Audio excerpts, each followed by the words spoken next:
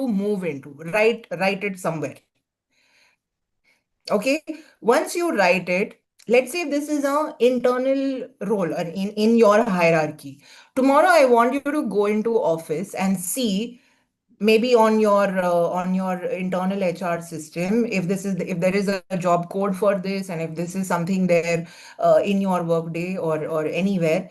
uh, Go to the job code, go to the position, and look at what are the competencies and the skills required for this job and this position. Note that down.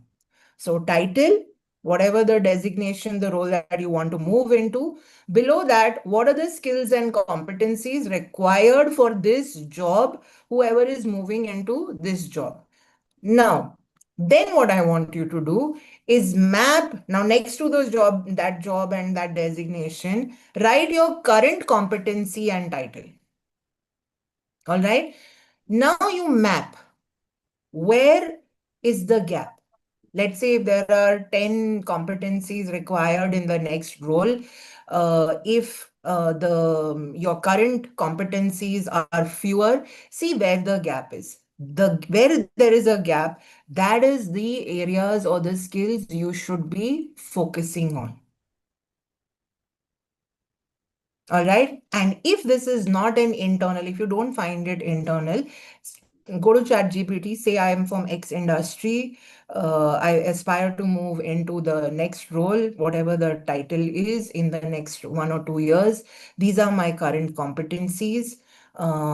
Please advise what could be the gaps that I have to move into the next role. And ChatGPT, Google, somebody will throw you the gap that you have. All right. So when we talk about mistakes, and I'm focusing on mistake number one, there are a lot of us that when we see other people doing random courses, new skills, we kind of get carried away. So please don't do random skill development. Do the right skill development. The mistake number one that we have is social media pressure. Colleagues, peers, everybody will tell you that, oh, this is what I'm focusing on, this is what I'm learning on. Do the right skill development that is going to help you move into the next role. Also, as we always say, don't be a collector of certificates. Collecting certificates or doing all these certifications requires some time, some effort. But then I want you to also ask yourself, as a quick reflection, how many random courses you may have done up till now, which may have not helped you at all, and how many certificates you may have collected or you may have gained or got with no real or no actual benefit. This is a reflection for you to take back and see how much effort you've put into it, and has that culminated into anything tangible. Have you moved? Have you progressed? Has it directly given you a promotion, or has it directly moved you into an increment? Again, a reflection for each one of you. While we talk about skill, a lot of us focus on all our technical and functional skills. There's very little focus that we give on leadership skills. All right. But I want you to understand, guys, that as you move up the ladder, you will have teams that will report to you. So they are the ones who are going to do the operational part or the functional part of the job. What you will need to do probably is to focus on, let's say, communicating with stakeholders, communicating with shareholders, communicating with investors, maybe. You may need to understand what does a healthy profit and loss look like, or a healthy balance sheet look like. So you may need to have some financial acumen. You may also need to understand geographical, nuances for business. How do you drive business? How do you acquire business? How do you get new customers? What is your client saying today? What are customer metrics? How are they calculated? So at a very high level, you may have to do situational leadership. You may have to do mentoring. You may have to do coaching. So all of these are leadership skills.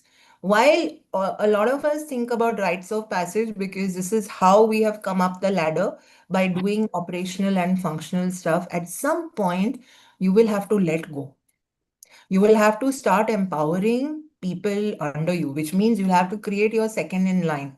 You'll have to do strategic workforce planning to say, if I need to move forward, I need to start creating my second in line, maybe a couple of people who can take over me or take over the job that today is consuming a lot more of my time. So, when we talk about mistake number two, we focus a lot on functional skills and not so much so on leadership skills. Now, the other side of the same coin is maybe certain jobs require you to do a license or a certification. Could be health and safety, could be environmental, hazard, could be, let's say, AI or PMP, or maybe the job role requires you to have a certification. Great, do that. But don't ignore the leadership skills also. Try to focus on both of them simultaneously and also demonstrate simultaneously. So, mistake number one, don't do random skills, do right skill development. Mistake number two, focus on leadership skills while you focus on technical skills, or create your second in line so that you can now think more strategy, more vision, more big picture. All right. Mistake number three, not creating visibility at work. The buzzword today in our boot camp, visibility is not there. Let's do a simulation. Okay. So we are about 230 people on this call. Okay. So in 230 people, we've got about 25 people who are on camera. Okay, stock difference. Start. The numbers are varying. And again, nothing against people who are not on camera right now. This is not to put anybody on the spot. But if I had to ask the people who are on camera, you have to make a very quick decision now. All right. You are leading a very important project, a multi-million-dollar project. You have to select a team. Okay. And now the team is from these 230 people. The question is to the people who are on camera. Who are you going to choose? You have only option of people who are on camera and people who are off camera. You have to make this decision now in 30 seconds. Who will you choose? On camera. On camera? On camera? Everybody's saying on camera. Yes, And again, Obviously. I will repeat, nothing against the people who are off camera. But what we have done is, in the last, let's say, 40 minutes, we have made a perception about people. Correct? You've understood. Okay, people who are on camera, you can see them, you can see their expression, you can see how they are reacting, you can see whether they are engaged, whether they are involved, whether they are invested. So there is a lot that happens while on camera. Yes, a lot of us are saying it builds confidence, it builds visibility. Imagine you are working in the same company for the last 3 years, 5 years, etc., and people are watching you. They are building a perception. You've made this in 30 to 40 minutes right now, but imagine over the years, people are making a perception about you. What reflection again? What have you done differently in the last year, in the last 6 months, or in the last 12 months to be visible in front of people that take the decision makers, the stakeholders, people who are in those positions to change your career? What are you doing differently? Have you changed the way you speak? Are you giving only updates instead of insights? Are you focusing on the way you walk into a room? Are you focusing on how you introducing yourself? Have you changed the way you dress? Have you changed the way you look? If there is no change, how do you expect to be visible to somebody? You want to be a leader, right? You want to move into the next role. But how how is somebody else supposed to see your potential if you do not demonstrate that? if there is nothing that is different about you. Let's say even your the breaks that you're taking are with a certain set of people. You must have heard, no? You are an amalgamation of the five people you are closest with. So if you are not seen with people who are in let's say taking decisions in important projects, you're not asking the right questions, you're not putting yourself out there, what should people think about you? Decision makers, stakeholders, what should they think about you? How are you going to demonstrate that you have potential to be the next leader or move into the next leadership role? What are you doing today consciously to create visibility for yourself? Is a reflection I want you to have today. If you're not doing anything differently, if you're not building visibility, if you're not asking the right questions, sometimes in meetings, most of us either are off camera, if it is a remote thing, or even if it is in person, we don't speak, we don't say anything. When you don't speak and when you choose to be off camera, again, it is a choice that you're making. These are choices that you make to project yourself. And this could be something that you're doing subconsciously. Again, I'm not faulting anybody, but this is because subconsciously you're either comfortable doing things a certain way, or maybe since COVID, this is the way you've been operating, or this is the way you've been functioning. But you need to ask yourself, whatever you're doing today, is it helping you? Is it supporting you? Is it going to move your trajectory from where you are into the next role? If the answer is no, then guys, we need to start changing. Even in meetings, when we don't say anything, when I say don't say, even asking the right questions, even posing the right comment or giving your insights. You know how we all start meetings? This is what happened, this is what happened, this is the update, and that's it. Do you think leadership wants to listen to update?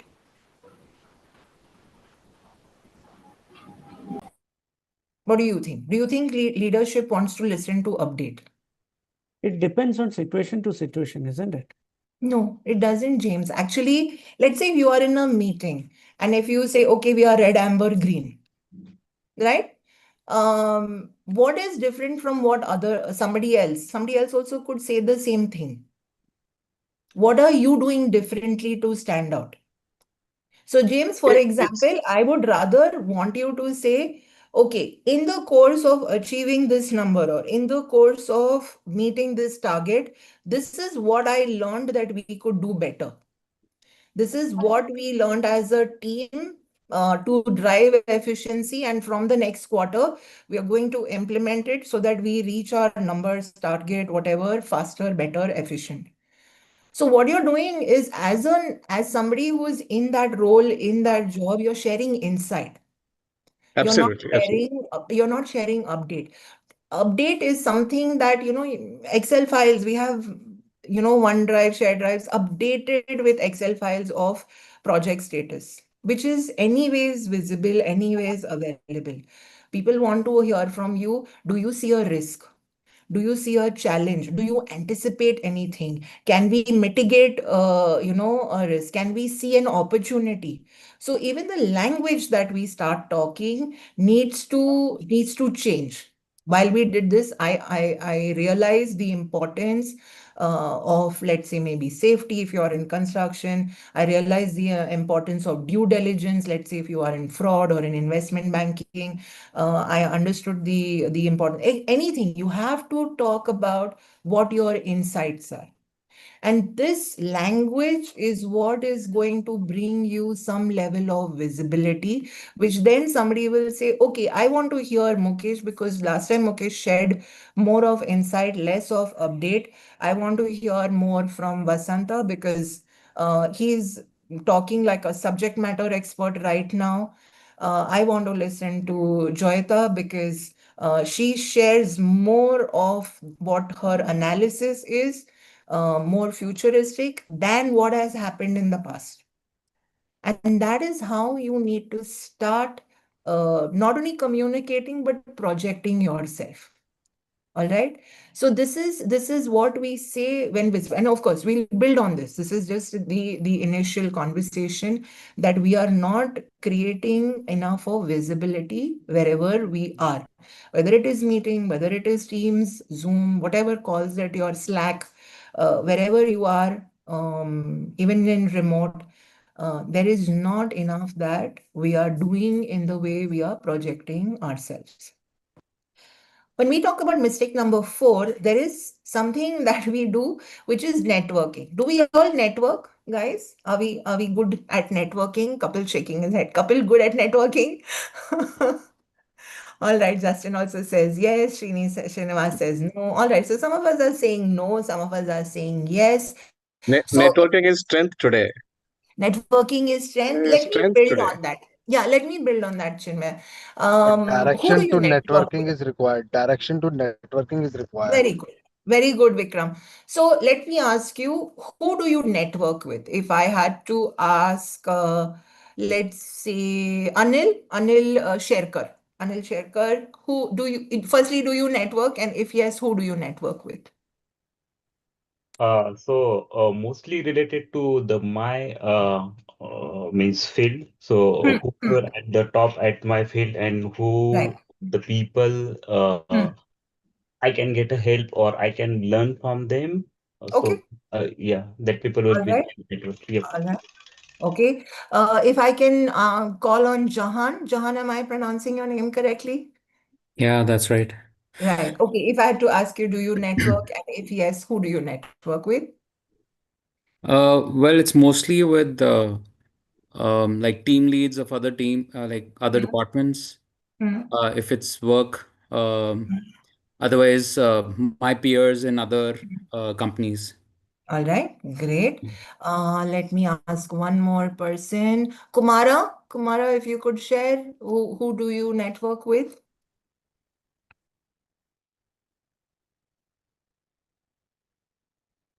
Okay, yes, Yeah, I'm ready. yes. I'll try to network with the top politicians, top bureaucrats, top journalists, top media people, Okay, top brilliant. senior advocates. I'll prefer them. Great, great. All right, so let me ask you, has anyone told you that networking should be done upward in the hierarchy and not only horizontally or downward?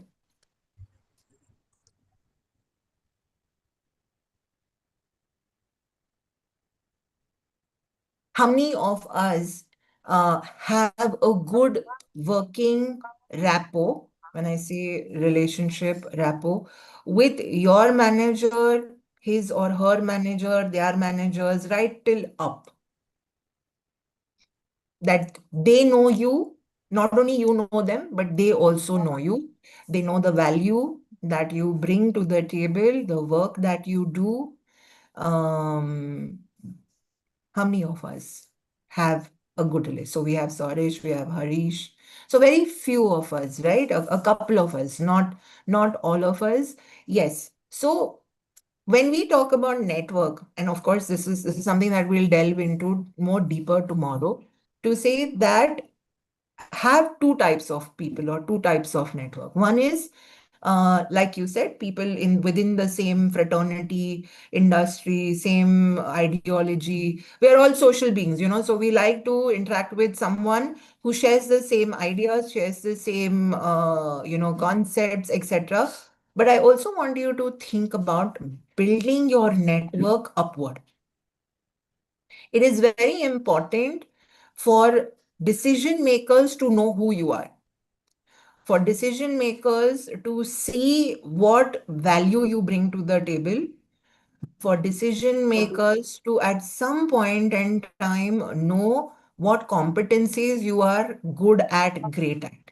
Because when opportunity comes, they should call out on you. And we'll again build on this as we move into the content tomorrow. Yes, like sponsors, correct. So when we talk about networking, I want you to think about not only doing random networking, but rather doing it with people that also matter. So think about having two sets of buckets or two types of lists of people. That one who you are, let's say, you feel good with, you have a good vibe, you can share, you can debate, you can talk about certain ideas, ideologies, concepts, while the other, it knows the potential that you have, knows the competencies that you have, and values the work that you do. All right. So again, another quick reflection for you is, has anybody, like your manager, anybody in leadership, ever told you about networking or building relationships with upward management? Because most of our trainings today, you can say all of the trainings today that are given to you are towards becoming a great manager, which means how do you manage downward? How do you manage your team? How do you manage your reportees? But there is no training that a corporate is going to give you on how do you manage your boss? How do you manage his boss? Because that is the most important thing. No, if your boss, if you and your boss don't have a great relationship today, things are at a bottleneck, and most of us face that, right? So this is how the system is also. So this is what we will focus on in tomorrow and day after, when we talk about stakeholder management, where we will then moreover talk about who is a stakeholder, what is a stakeholder, what is the difference between networking and stakeholder management. The last mistake that we do today, which we'll talk about, mistake number 5, is we're trying to figure everything out on our own. We are this lone warrior that says, okay, no, I'll figure it out on my own. I will do everything on my own. And if this was enough, you would have done this by now. Don't you think, guys? If it was that easy and good enough to do, you would have done this by now. More importantly, is figuring things out on your own costs you huge time, huge energy, and you miss opportunities because all you're doing is let's say you're randomly saying, okay, this might work, this might not work.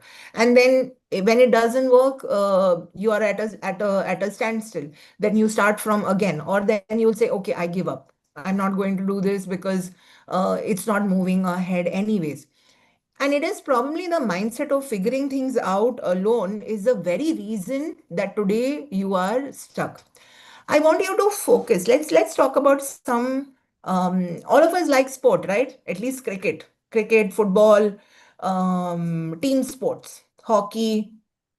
Yes, we like sports, people.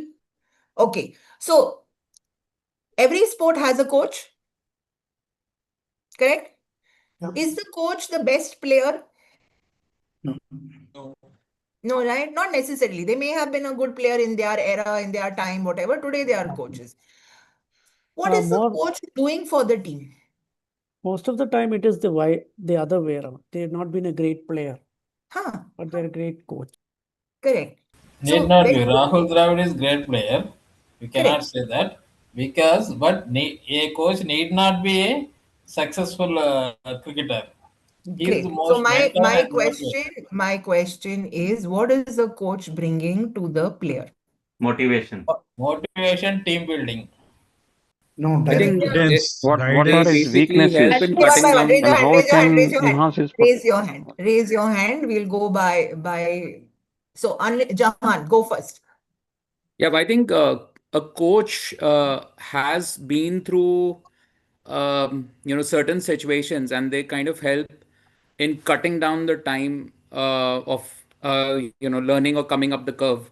Like Okay. what happens in training, etc. Also, we're just kind of trying to get a new person accustomed to things and accustomed to maybe processes, etc. All right. So Okay. something like that. They All basically right. help catapult people into not making certain mistakes. All I right. feel. Narsimha, 10 seconds. Go. So, coach mostly focusing on the developing the confidence of the his what whom he is coaching. So he All has to right. build the 10 seconds. confidence. 10 seconds. Okay, over. 10 seconds. Ravi, go. Ravinder. And the coach help us to tell us about our strong point, how can improve upon, as well as weak points where I have to work upon. All These right. two things. Subhash. Yeah, so coach guide to the team members to Hmm. come out of their shortcomings and improve Okay. on the skills and to meet some objective, right? So some All goal. right. Okay. Ramesh.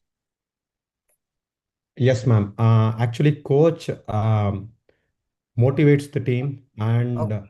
chalk outs the different strategy and plans to tackle the different All right. situations. Okay. Now, anybody who has something different to say, keep your hands up. If it is already said, then put your hands down. James. The coach brings out the best strengths out of the person and covers Okay. the weaknesses. That's what he Okay. does. Said. Kapil, anything different? So coach basically foster trust between the team, Okay. and then he shows the direction, and All then right. finally drives the results. Okay.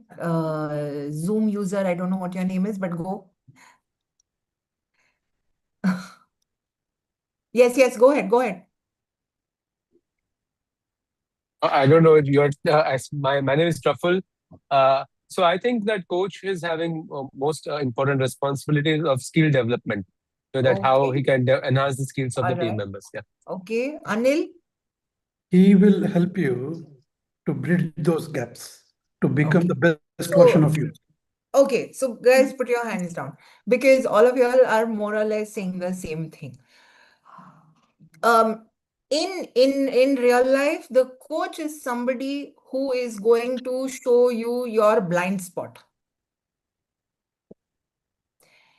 As somebody who has played enough games, as somebody who has been in the corporate for enough, you know what your strengths are, you know what your weaknesses are. Your organization makes you do maybe 50 psychometrics in a year to tell you what are your strengths, what are your weaknesses in different ways. So you are aware of what your strengths are and what your weaknesses are.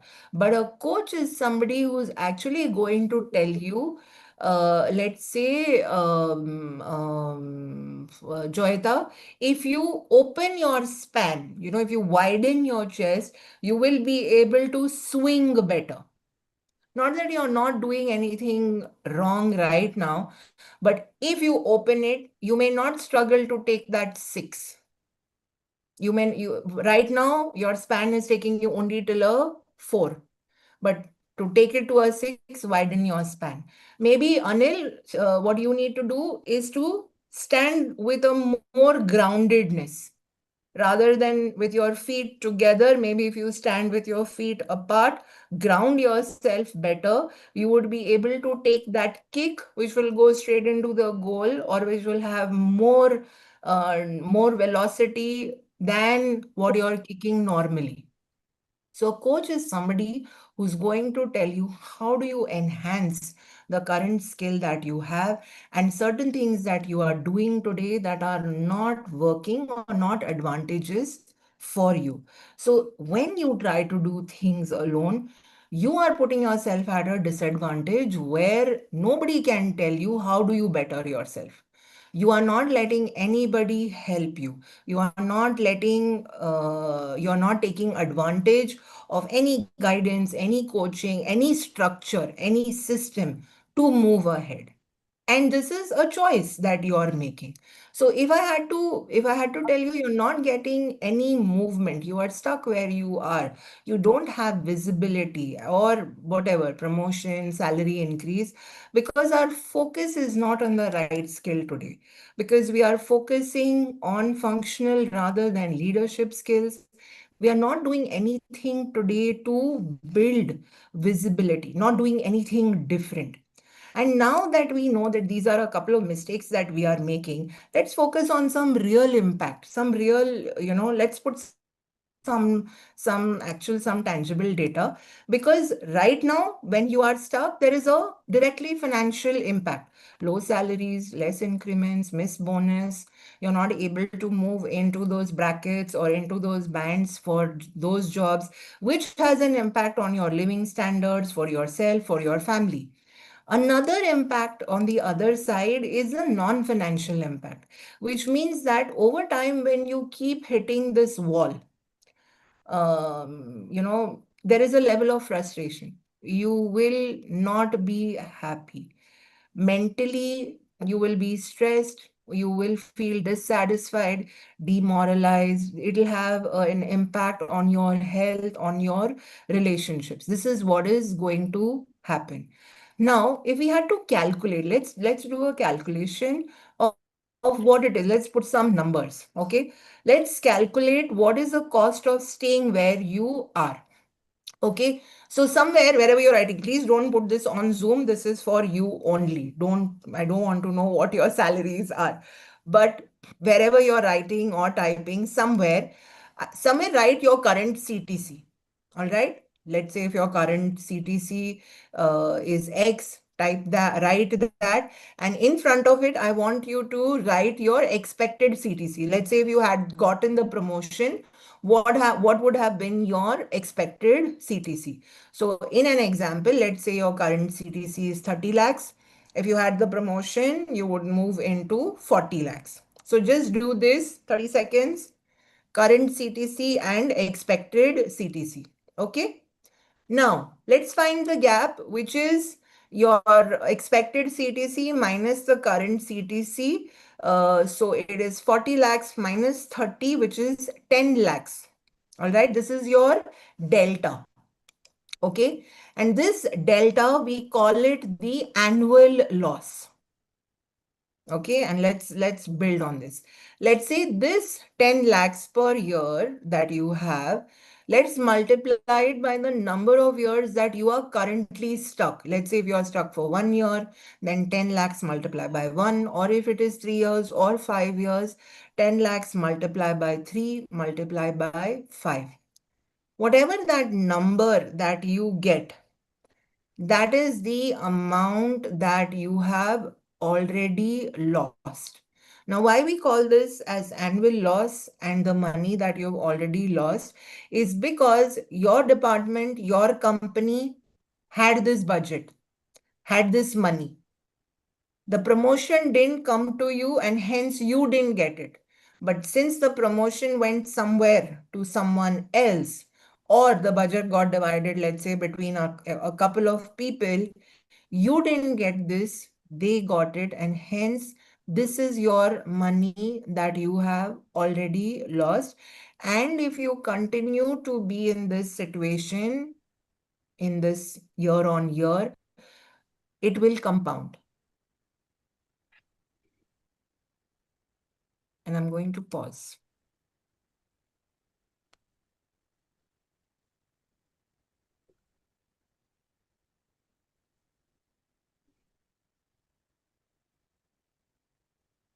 Any insights?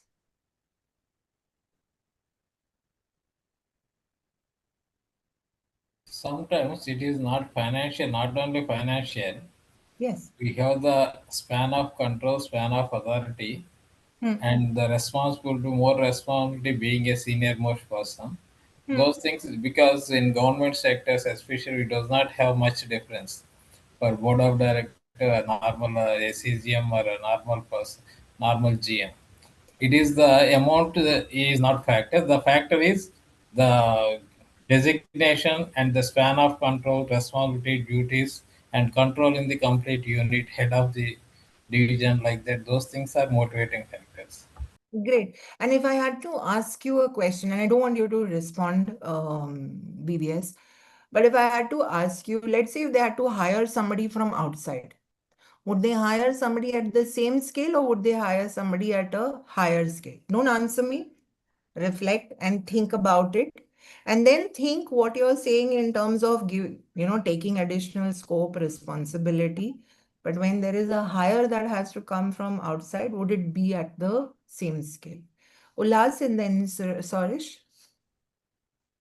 So you have given me a nice perspective, and in past 3 years, I have lost 1 year of CTC. So Yeah. I'll not tell the numbers, but Yeah, I got the reality check that what I've lost basically, correct. and what I have to work on to kind of recover it up. Yeah. Correct. And Ullas, thank you for sharing, because most of us don't look at it like this. And imagine if you had this amount today, what are all are the possibilities that you could have had for you, for your children, for your family, for your lifestyle, maybe even investment, savings, etc. The possibilities are so much, but we look at it just that, we didn't get this. So Arish, and then we'll move. Although I am in UK, I'm in a global role, but I have worked in India. I know that whatever you are telling is a very right way of say doing the calculations. But I believe it's up to a mid-management level. It is true, but when you go up and you are aspiring for going further up, then it is not necessarily it will be like that. So is the timing and the perspective how you are looking. For example, me, I think I'm not stuck, but is the time has come that I should take a big leap. So that's why I'm joining this course. So I'll not see. I think that last five years, whatever I have done in my director role, I got the right remuneration, and now the time has come to do something more, to go to the top. So I think it's true for certain people, for certain organization, and to a certain level of management. Yeah. So let me pose a question to everybody. Raise your hands on the camera, or by reaction if you feel that you missed an opportunity. Like somebody else got the promotion, you didn't get the promotion. You missed an opportunity. You feel you missed an opportunity.